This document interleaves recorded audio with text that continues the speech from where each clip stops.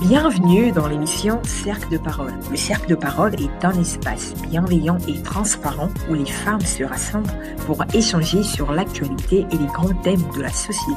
Chaque épisode est une rencontre authentique, un moment suspendu où l'écoute, la sororité et l'entraide guident nos conversations. Dans cette safe place libérée de tout jugement, chaque histoire est entendue et chaque opinion respectée. Ensemble, nous mettons en lumière des sujets essentiels souvent laissés dans l'ombre. Nos défis, nos blessures, nos espoirs, nos victoires, etc. Bien plus qu'une émission, ce podcast est un véritable lieu de rassemblement conçu pour renforcer les liens, encourager l'amour de soi et inspirer des actions positives. Nous croyons fermement qu'en unissant nos voix, nous avons le pouvoir de nous élever mutuellement et de bâtir un monde plus inclusif. Ici, chaque expérience partagée devient une source d'inspiration et de libération. Nous trouvons ensemble les mots face aux mots, ainsi que les clés nécessaires pour avancer, guérir et cultiver notre bien-être intérieur. En racontant nos parcours, nous développons notre pouvoir collectif et nous nous donnons les ressources pour cheminer plus sereinement. Ensemble, faisons vivre cet espace de solidarité et d'impact. C'est tout de suite dans ce nouvel épisode. Et par nous demander qu'est-ce que on entend déjà par un entourage de qualité. Un entourage de qualité, je dirais que c'est lorsque déjà on se sent bien dans sa peau, c'est-à-dire qu'on se sent bien soi-même dans ce cercle-là, qu'on se retrouve, qu'on a un équilibre aussi en même temps intérieur, qu'on se sente en paix et avoir des personnes en tout cas de bonne conduite, avoir des bonnes personnes autour de soi et voilà. Donc je dirais que c'est vraiment ça que je donnerais comme définition à cela. D'accord. Et donc, si je dois comprendre pour toi, un entourage de qualité, ça va se résumer peut-être majoritairement aux valeurs partagées, peut-être même aux choses que deux personnes, ou peut-être un groupe de personnes a en commun, entre autres. Exactement. D'accord. Exactement. Et moi, parlons donc de l'entourage de qualité aussi. Je verrai des gens qui vont d'abord, avant tout, me respecter. Parce que je pense qu'on ne peut pas se dire mieux se sentir dans un endroit si on ne se sent pas respecté. Et aussi, je verrai peut-être du côté où des personnes qui vont être des sources d'encouragement, des personnes aussi qui vont aimer en fait te voir évoluer, bon, quitte même à être plus Exactement. que respecté, d'aller un peu plus loin, de faire des choses bien. Exact. Et surtout aussi, on parlera en termes d'énergie. Parce que je ne sais pas si la notion d'énergie te parle. La notion d'énergie, comment tu te sens dans un cercle, comment tu te sens, à quel moment tu te dis peut-être que ça devient toxique ou peut-être même que c'est positif. Peut-être, je pense à tes rapports au boulot, je pense à tes rapports à l'église, peut-être même dans les activités que tu fais quotidiennement. Comment tu perçois les énergies que tu reçois. Exactement. En parlant d'énergie, moi je pense que c'est aussi une très très bonne chose parce que déjà moi je suis une personne de nature qui a toujours une très bonne énergie, qui va toujours amener en fait la bonne énergie aux autres. Que ça soit comme tu as dit dans le monde du travail déjà là où c'est beaucoup toxique, où tu vas par exemple arriver et que parfois il y a des non-dits, il y a par exemple des histoires que tu rencontres. Forcément tu vas voir par exemple il y a des personnes par exemple qui vont quitter chez eux, ils ont des problèmes et quand tu arrives tu peux sentir que parfois l'atmosphère elle est pesante. Voilà, donc du coup même aussi je dirais que ça soit par exemple à l'église avec les amis, moi au jour d'aujourd'hui même en parlant même d'avoir que de bonne énergie ou tout comme c'est-à-dire que quand c'est positif. Et avant en fait j'avais cette tendance là en fait de tout accepter, c'est-à-dire qu'accepter n'importe qui en fait dans mon cercle. Quand je dis n'importe qui, c'est en mode genre je veux voir une personne, je veux directement m'allier avec la personne, je veux me dire que là c'est une bonne personne venant de l'église, venant par exemple du boulot, venant voilà, donc du coup peut-être d'une rencontre par exemple voilà, donc du coup on s'est peut-être rencontrés comme ça. Et voilà, on a gardé contact. Et pour moi, je me disais que voilà, en étant bien avec ces gens-là, c'était vraiment l'idéal. Mais alors que non, j'ai vraiment appris à vraiment faire, c'est-à-dire qu'à sélectionner, c'est-à-dire que à arriver à m'éloigner des relations qui étaient vraiment toxiques, qui ne m'apportaient pas grand-chose, qui apportaient tout le temps des querelles, qui va toujours apporter des disputes, des malentendus. Et voilà, donc du coup, je m'éloignais petit à petit et j'ai commencé à faire un peu le tri. Et voilà, donc du coup, au jour d'aujourd'hui, je dirais que ce sont des erreurs par lesquelles je suis passée. Et j'arrive quand même à faire du tri, bien que c'est difficile. C'est vraiment pas facile. Et voilà, donc du coup, je dirais que je ressens quand même quand c'est positif, quand c'est négatif. Et voilà. Mais j'aime bien ce que tu partages, et je pense aussi que à t'entendre, le cercle idéal serait un peu comme une illusion, parce que on arrive dans un endroit, on ne vient pas forcément avec l'intention d'avoir des différends avec quelqu'un. Donc on se dit que c'est un monde de bisounours, tout va bien, on est alignés, on se parle, on rigole, voilà. Et juste, et comme moi en fait, c'est un peu comme si je me disais, c'est comme je me sens, comment je suis avec la personne, c'est comme ça aussi qu'on m'accueille en fait dans le cercle. Donc c'est un peu comme une illusion, quelque chose qui est dans la tête, mais qui n'est pas toujours la réalité. Parce que la réalité, c'est vraiment ce qui est vivant. Quand on est avec les gens, on peut avoir des différends, on peut avoir des tensions, il peut avoir que je dis un mot de travers et que c'est mal compris. Il peut avoir aussi que voilà, qu'on se parle, mais qu'on ne se comprenne pas, etc. Ça, c'est vraiment l'équilibre. Parce que l'équilibre, on est tous humains. Un matin, je me réveille pas bien à la maison, j'arrive peut-être dans mon lieu de travail, je n'ai pas vraiment l'humeur, enfin l'humeur habituelle. Ça ne veut pas dire qu'il y a un problème avec mon voisin de gauche ou mon voisin de droite. Mais dans le cercle idéal, ça serait vu comme un courant d'énergie. Ah, mais pourquoi il est comme ça? Mais pourquoi il fait ci? Pourquoi il n'est pas dans son assiette? Pourquoi il ne parle pas? Etc. Il va comme ça avoir une sorte de perfection de ta personne, alors qu'en réalité, non. Enfin, c'est un équilibre à trouver. Et l'équilibre à trouver, c'est comme tu le disais, ça commence déjà par faire le tri. Et le tri, c'est vraiment la communication saine. La communication saine, la pensée, il faut que tu sois libre de tes mouvements, libre d'être toi-même, libre d'être en phase avec toi-même, libre aussi de faire le choix de qui te nourrit, de qui ne te nourrit pas. Imaginons que, que tu arrives dans ton lieu de travail, tu as une migraine, peut-être même que tu as une mauvaise nuit, ou tu as une situation. Ça ne veut pas dire que les autres doivent payer ton humeur, ça ne veut pas dire ça. Mais ça veut simplement dire que tu dois être capable d'accepter qu'à l'instant T, tu n'as pas envie de parler. Ça peut arriver. Exactement. Quand tu arrives, parlons d'équilibre, parlons du savoir-vivre ou du vivre bien avec les autres. Le bonjour, ça suffit. Bonjour, tu t'assois. Ou bonsoir, tu t'assois.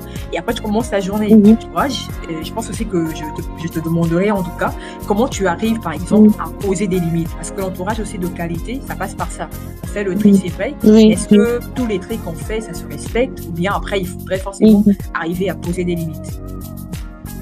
Exactement. C'est vrai que c'est une très très bonne question. C'est vrai qu'au début, vraiment, je dirais dans mon jeune âge, jusqu'aujourd'hui, je dis pas que je suis maman, hein.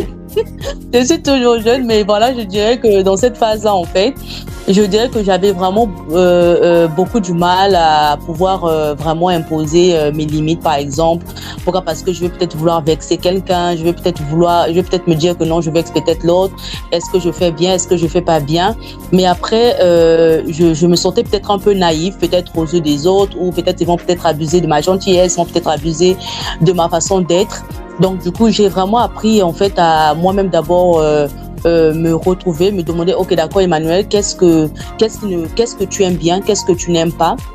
Vraiment à faire le pour et le contre. Qu'est-ce que tu n'aimerais pas que les autres te fassent? Qu'est-ce que tu n'aimerais pas qu'on te fasse aussi? Donc, j'ai vraiment appris à répondre à toutes ces questions-là, et ce qui m'a permis vraiment à commencer à poser vraiment mes bases, mes limites. C'est-à-dire que, voilà. Donc, du coup, par exemple, quand je parle, par exemple, des limites, ne pas, par exemple, aller parler de la vie personnelle, par exemple, par exemple, je prends un scénario, je suis, par exemple, au boulot, et je vais pas, par exemple, pour autant aller commencer à chercher peut-être à savoir la vie personnelle peut-être de cette personne-là, de ce collègue. Tout se limite sur le boulot. Bon, du coup, peut-être des conversations, je dirais, de la vie de tous les jours, peut-être politique, juste peut-être vite fait. Mais le fait que je ne rentre pas peut-être de chercher à savoir leur vie personnelle, ça ne leur donne pas aussi ce droit-là, par exemple, de venir, par exemple, me poser C'est-à-dire que ce genre de questions. Donc, par exemple, je vais, par exemple, pour ça, c'est par exemple pour me protéger moi-même aussi. Donc, je vais, par exemple, commencer par là. Donc, essayer un peu de poser des limites dans ce sens-là et que ça soit sur les blagues. Il y a des blagues peut-être que je peux accepter, il y a des blagues peut-être que je ne veux pas peut-être accepter pour ne pas franchir des limites. Ou bien, par exemple, je veux, par exemple, prendre sur la famille, parler, par exemple, des parents.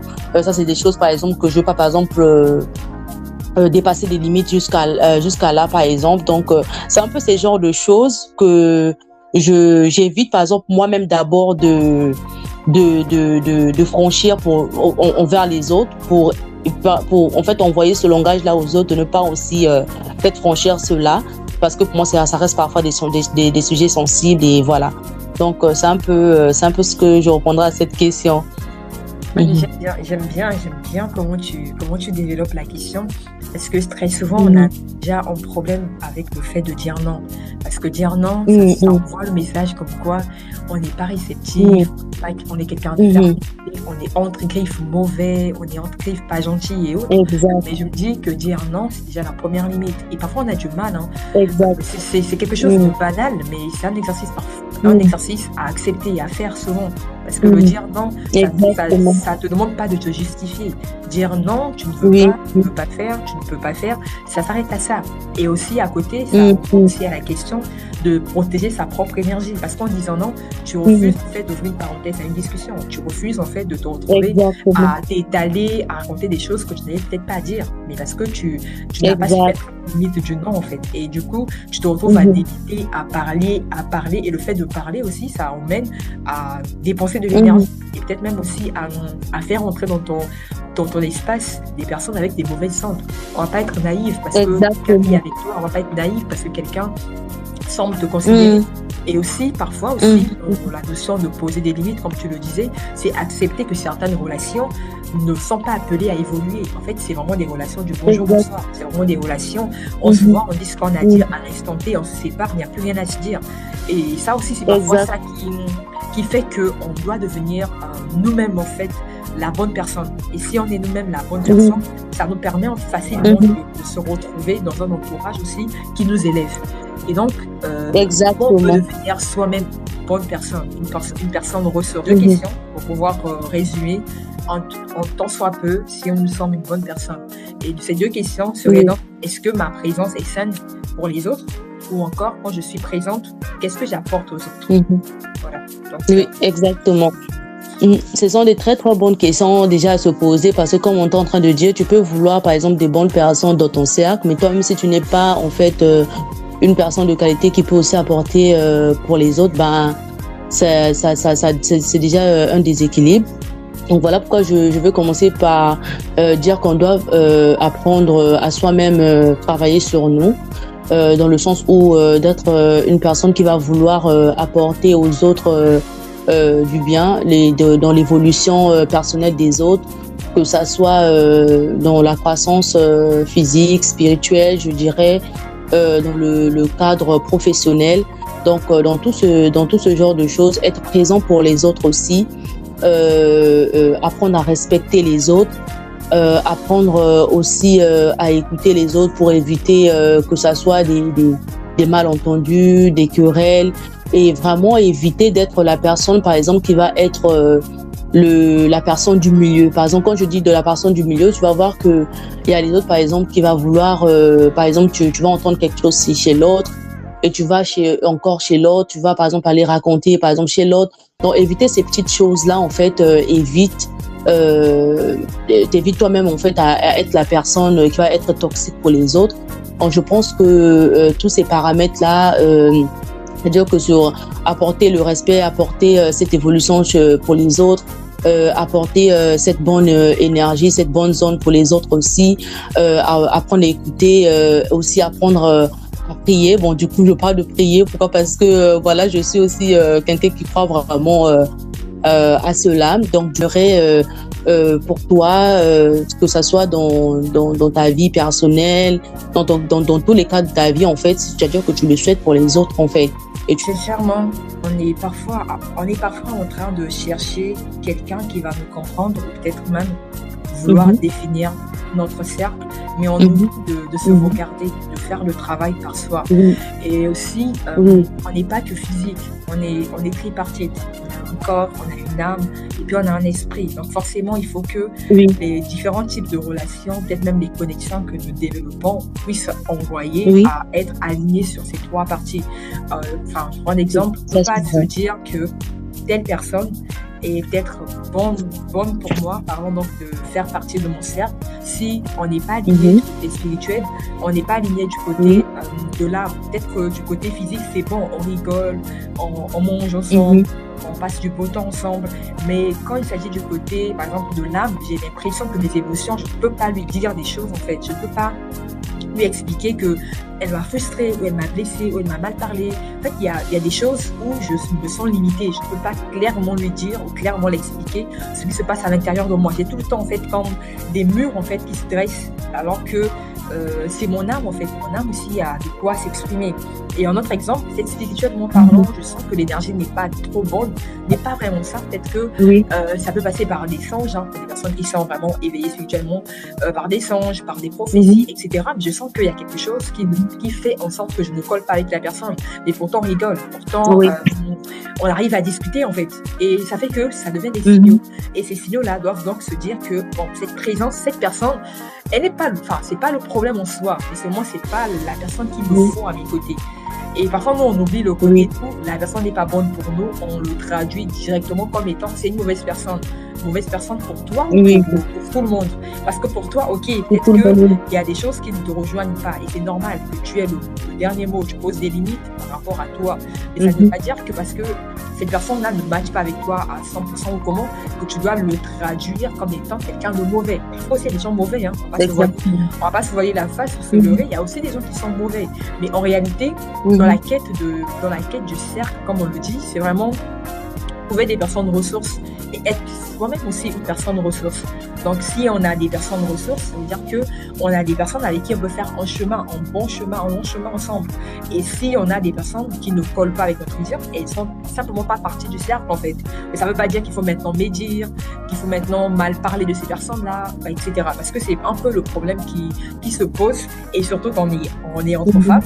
En parlant donc des femmes, parce qu'on nous dit dans la société que les femmes ne construisent pas. Et souvent, les femmes ne construisent pas. Pourquoi ? Parce que je pense que très souvent, les femmes sont émotives, beaucoup émotives. Émotives, oui, ça c'est vrai. Au premier degré, elles vont voir la comparaison là où il n'y en a pas. Elles vont suspecter la jalousie parfois là où il n'y en a pas. Et dès que l'autre a, entre griffes, obtenu quelque chose, ça devient un peu une compétition sournoise. Pourquoi ça arrive qu'à l'autre ? Pourquoi il y a des petites choses comme ça qui peuvent arriver. Et parfois même, ces choses qui arrivent, si on essaie de regarder de plus près, parfois c'est banal à la base. Enfin, c'est banal, quoi. C'est-à-dire que c'est pas des choses que tu dois prendre, que tu dois vraiment considérer, mais parce qu'il y a les émotions qui sont engagées, parce qu'il y a le côté où tu te poses maintenant mille et une questions et tu n'as pas de réponse, tu tombes directement dans le côté où le cercle doit être idéal. Alors que le côté idéal, c'est une illusion, en fait. C'est pas possible. Parce que le cercle idéal, c'est-à-dire qu'on n'aura jamais de confrontation, on n'aurait jamais de désaccords. Alors que c'est faux. C'est vraiment faux. Parce que là où vivent des hommes, là où vivent des humains en tant que tels, il y a des désaccords. On ne parle pas de la même manière, on ne marche pas de la même manière, on ne regarde pas de la même manière, etc. Il y a beaucoup de différences. Et les différences ou encore les similitudes font la force, en fait, d'un lien. C'est pas parce qu'en son temps, on ne s'est jamais chamaillé, c'est ça qui traduit la beauté du lien qu'on partage. Mais on peut le vivre comme ça, mais chacun vit une vie où personne ne connaît ce que l'autre vit. Et ça ne sert à rien, en fait, au final. Exact. Parce qu'on n'est pas vrai. Oui, je prenais un peu le scénario sur le fait d'être déjà passé sur des situations déjà où j'avais cette peur, par exemple, de laisser partir certaines relations qui n'étaient pas peut-être que je jugeais pas bon pour moi et où je mettais toujours ces personnes-là en avant, je m'oubliais moi-même jusqu'au point de même oublier. Où en fait il fallait même qu'on me le fasse réaliser, est-ce que tu te rends compte que tu t'oublies parfois et tout. Et après je me suis rendu compte et jusqu'à ce que j'ai pris vraiment cette décision de me choisir moi et vraiment de ne plus avoir cette peur-là de se dire ok, est-ce que la personne va comprendre, est-ce que la personne ne va pas comprendre, est-ce que ce que je fais est bien. J'avais plus cette sensation de peur et voilà que je disais que Dieu merci que je suis arrivée à vraiment développer ce côté de moi parfois dire non à certaines situations c'est-à-dire que s'arrêter quand il faut s'arrêter et voilà. Mais vraiment, c'était un sujet assez exploratif. Exactement. Un sujet ouvert, un sujet qui nous parle parce qu'on le vit au quotidien. Parfois même on tombe dans cette notion on va dire de superficialité, parce qu'en vrai, si on demandait à une personne est-ce qu'on a un problème, etc., ça serait peut-être vu au premier degré. Alors qu'en vrai, parce qu'on a des questions qui nous emmènent à aller vers quelqu'un, quand on est proche, on se sent que c'est quelqu'un qui est proche de moi, qui est dans mon cercle, mais pourquoi il y a telle situation, pourquoi il y a une autre situation. Et quand tu vas peut-être te dire ça et vouloir approcher la personne, et après, la personne est peut-être fermée, te dit non, il n'y a pas de problème, tout va bien et autres. Mais à côté, la personne continue à avoir le même comportement, c'est-à-dire qu'à faire des choses, peut-être même à faire des choses où tu ne te sens pas prioritaire aussi dans sa vie, où tu n'as pas de place en quelque sorte dans sa vie. Et dans ces conditions, je pense qu'à un moment donné, on ne quémande pas l'attention, on ne quémande pas la relation surtout. Je pense que les gens sont libres de faire leur choix. Ça veut dire juste que la personne ne m'a pas choisi. Ou simplement, c'est peut-être pas un cercle en tant que tel. Okay. Peut-être c'est moi qui ai idéalisé, peut-être c'est moi qui avais une idée que c'était un entourage et autres. Donc je pense que dans la notion de vouloir un entourage de qualité, c'est vraiment une prise de conscience. Et donc on invite chacun à la fin de cette session à cette prise de conscience qu'on peut, on ne choisit pas toujours qui entre dans notre vie, mais c'est à nous de choisir qui doit y rester. Parce que, on va rencontrer quelqu'un, on ne va pas calquer la personne à la première rencontre. Mais au fur et à mesure, au fil du temps, on se rend compte que cette personne m'apporte ou cette personne ne m'apporte pas à la même hauteur que je peux l'apporter. Et après, ça ne veut pas dire que les relations, il faut les mettre dans un contexte d'intérêt. Non, mais c'est dans un contexte de priorité. Parce que l'intérêt, c'est qu'est-ce que tu m'apportes seulement. Mais la priorité, autant je fais pour toi, même si tu ne peux pas faire exactement ce que moi je fais pour toi, mais quand même, quelque part, je me sens bien avec toi. Genre, j'ai vraiment, comment je veux dire ça, j'ai vraiment une certaine paix, en fait, en ta présence. Et je crois vraiment que, comme on le disait au début, les valeurs, les choix, qu'est-ce qu'on partage ensemble, comment on se soutient, comment on veut évoluer ensemble, comment on avance, le respect, l'écoute aussi, la communication, et toutes ces choses font que, au bout d'un moment, je te dise que cette personne, elle est vraiment dans mon cercle, ok ? Et si tout ça n'existe pas, vraiment la prise de conscience doit se faire. Et aussi, en dernier lieu, à la fin de cette session, c'est vraiment de se dire à chacun de poser des actions concrètes. Ok, poser une limite. Tu as vu des choses, tu as observé des choses, tu as entendu des choses. À un moment donné aussi, prends la décision, pose une limite. Et les limites que tu vas poser, c'est pas à faire du mal à l'autre, mais c'est seulement à ce que tu te sentes mieux, que tu te retrouves, tu retrouves en fait ton idéal, ou peut-être même l'équilibre dont on parle depuis le début. Est-ce que tu auras un mot de fin pour conclure cette session? Oui, alors, donc du coup, c'est comme, je vais juste un peu te rejoindre aussi, c'est vraiment de vraiment prendre conscience, on doit vraiment prendre conscience de vraiment savoir dans quel cercle qu'on peut se retrouver, comment accepter aussi les relations, quelles relations en fait sont bonnes pour nos vies, pour mieux avancer.